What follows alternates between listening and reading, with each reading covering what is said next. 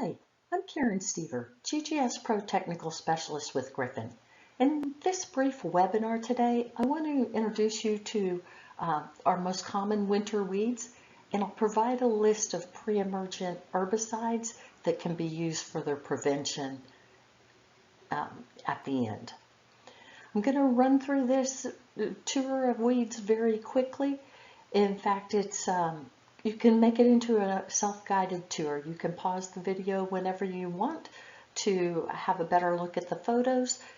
And if at the end there are any questions about the weeds or the products, you're welcome to reach me at either the email or the phone number shown on this slide. And I'll show that again later as well. Our first winter weed shown here is annual bluegrass.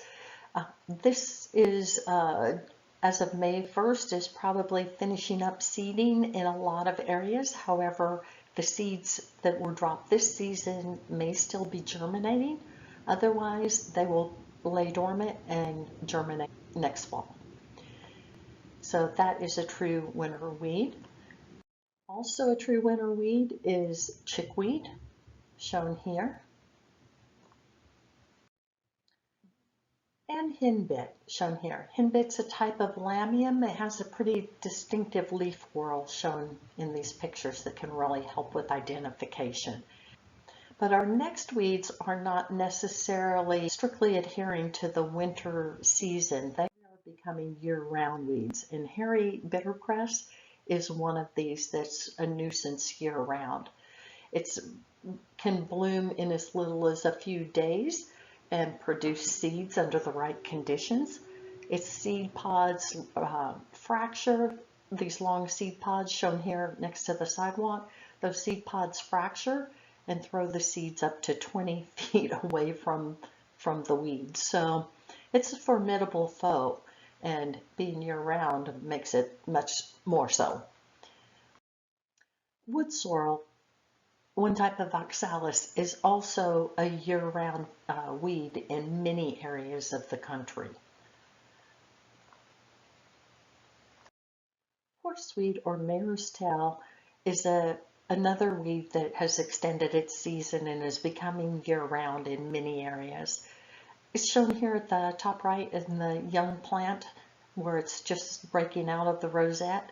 You want to weed these plants out of the pots by that stage if you see them, because they're going to mature into what's on the left and produce prolific amounts of seed, as shown here by the flowers and the seed heads.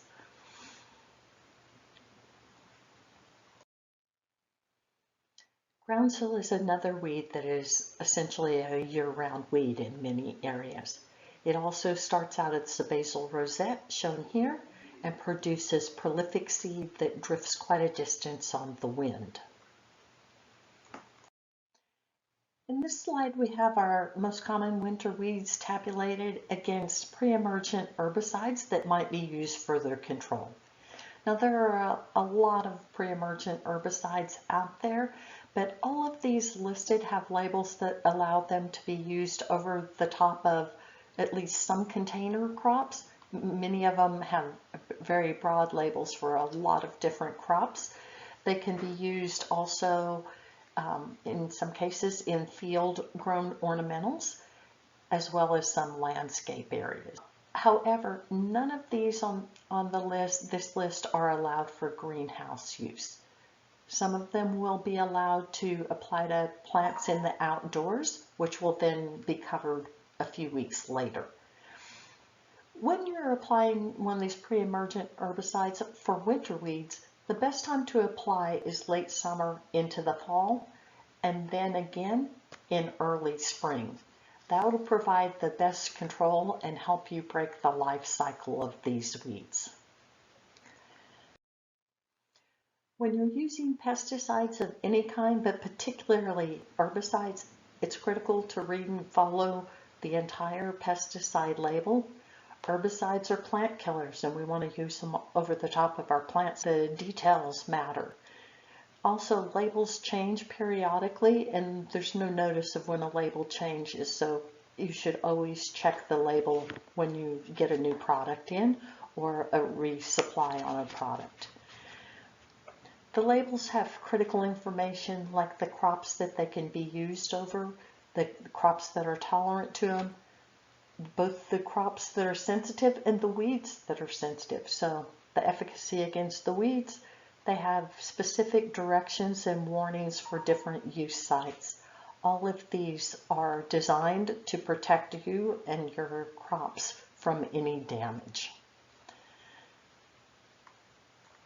So if you have any questions about using herbicides, about weed ID, or anything else, if you have a subject for another video, please feel free to contact me at the email or the phone number shown here.